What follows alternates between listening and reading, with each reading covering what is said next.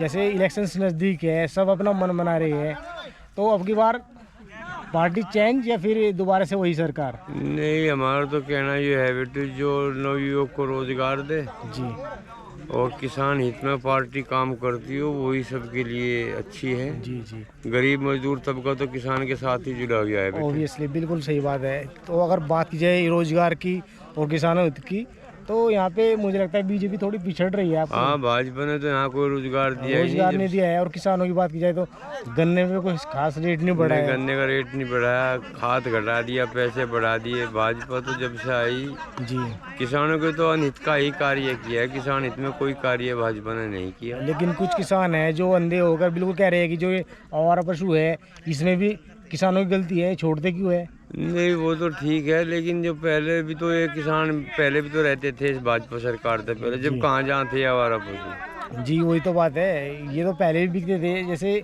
रोक लगी है, आप इसके फेवर में हो या फिर खिलाफ लगी? नहीं, देखो, जहाँ तक हमारे सनातन धर्म के बारे में जाएं तो गौ हत्या पाप है। जी सर, इसको भी हम नज़रअंदाज नहीं कर सकते, लेकिन हम गौ हत्या करने के लिए गौ बेचते ही क्यों हैं? जी सर, जी बिल्कुल बिल्कुल।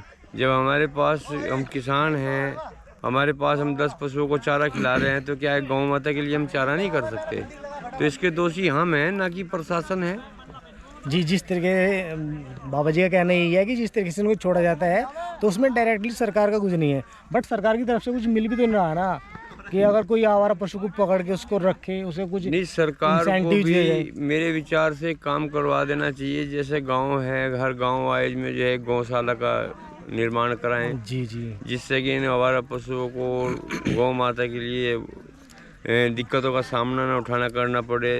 सनातन धर्म के हिसाब से जब गौ माता पूज है, और हम लोग पूजते भी हैं, जी सर, और वो गली गली में कचरा खाती घूमे, तो क्या तब हम हीन भावना का शिकार नहीं होते क्या? सर जिस तरीके से आप आसपास घूमते हैं, तो आपने देखा होगा आवारा पशु घूमते हुए देखे होंगे। आज अब उनके रुकने के लिए कहीं स्थान नहीं है, तो गौशाला की क्या व्यवस्था है यहाँ पे मुजफ्फरनगर जिले में, अगर बात की जाए अपने एरिया की? नहीं, हमारे यहाँ तो भी कोई गौशाला है ही नहीं, लेकिन बननी चाह गौशाला।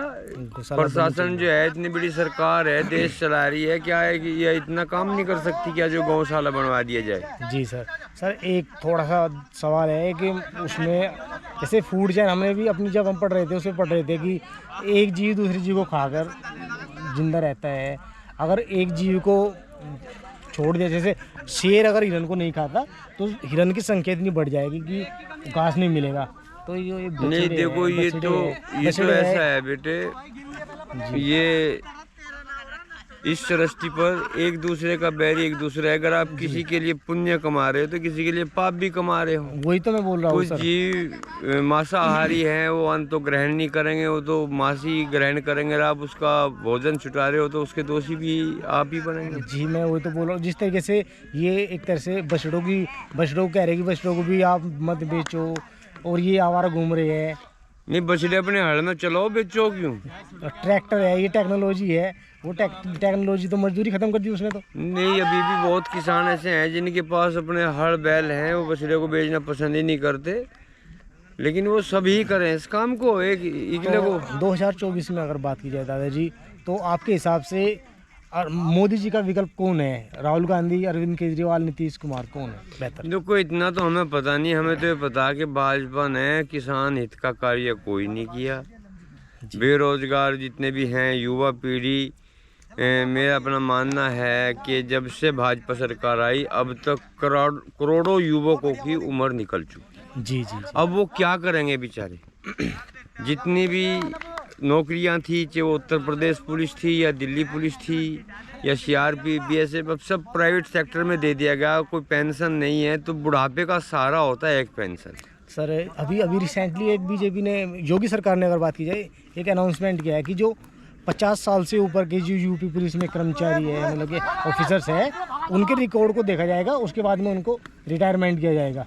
आप सही मानते हो इससे रोजगार मिल पाएगा युवाओं को? नहीं, रोजगार कहाँ से मिल पाएगा? जो रोजगार प्राइवेट ही हो गया। रोजगार का मकसद क्या रहेगा? तो बढ़िया की नौकरी होगी भी तो जो लोग सड़कों पे, जो युवा है सड़कों पे मेहनत कर रहे हैं, उनके लिए रोजगार का कोई पर्याप्त? चुनाव से पहले कोई प्लानिंग नहीं थी भाजपा की क्या?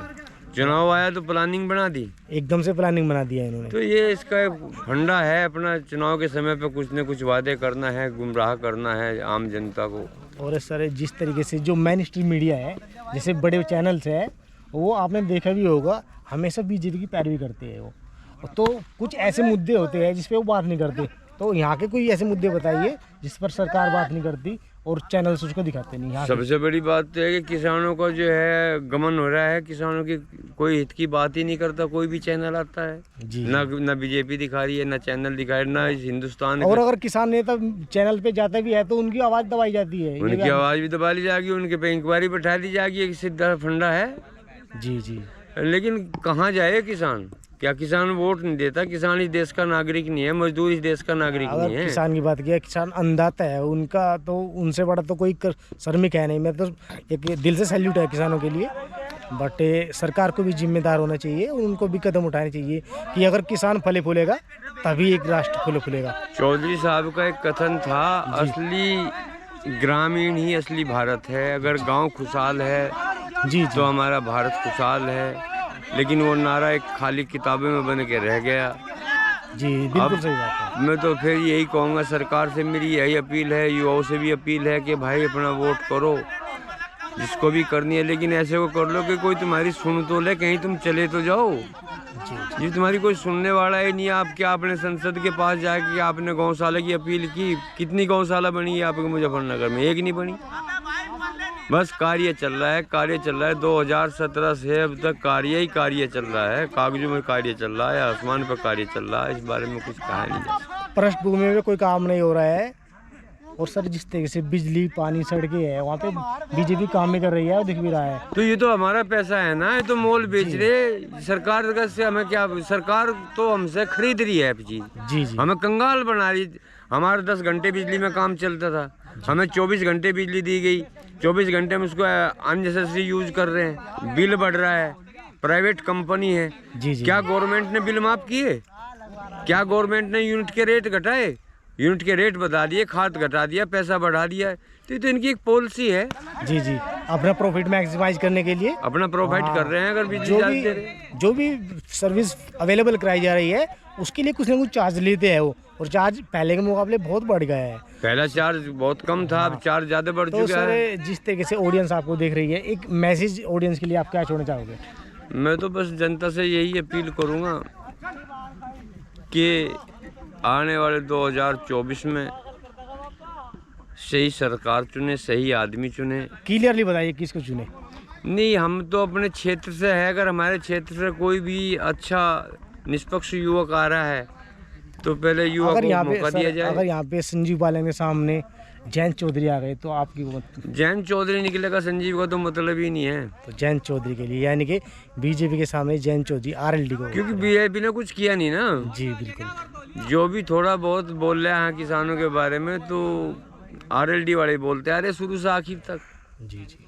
बाकी जो भी किसानों का दिल्ली में धरना चला, आप लोगों ने देखा भी होगा कितनी मृत्यु हुई है। क्या कभी किसी संजीव बालियान ने या किसी भी भाजपा के नेता ने किसी भी किसान को सांत्वना दी है कि भाई जानते पूछते उन्होंने कुछ बोला नहीं है संजीव बालियान ने, या फिर दूसरे यहाँ के नेता है उन्होंने जिस चीज को हम संसद में भेजते हैं कि वो हमारी आवाज उठाएगा और वही हमारी आवाज नहीं उठा रहा तो कहाँ जाएंगे हम लोग? हमें ऐसा नेता चाहिए जो संसद में हमारी आवाज उठाए। जनता का प्रतिनिधित्व करने के लिए ऐसा नेता होना चाहिए जो जनता के मुद्दों को समझे और उस स्तर पर, यानी कि कैबिनेट में जाके जनता की आवाज उठाए। जनता की आवाज उठाए। लेकिन दादाजी का कहना यही है कि हम जिसको वोट करते हैं वो हमारी आवाज नहीं उठा रहे हैं, तो फिर वोट देने का फायदा क्या है? फिलहाल के दादाजी इतना ही है। और कुछ मैसेज? नहीं, बस मेरे तो यही मैसेज है सभी क्षेत्रवासियों से भी। मैं गोगामाड़ी सेवा समिति कोयला मुजफ्फरनगर का महंत पुष्पनाथ आप सभी क्षेत्रवासियों से अपील करता हूँ कि भाईचारे को कायम रखें, किसी के बहकावे में ना आए, कोई अननेसेसरी अफवाहों पर ध्यान ना दें। हमारे लिए, साधु संतों के लिए सभी धर्म मजहब सब एक है जी। हमारा किसी भी व्यक्ति विशेष पार्टी से कोई संबंध नहीं है।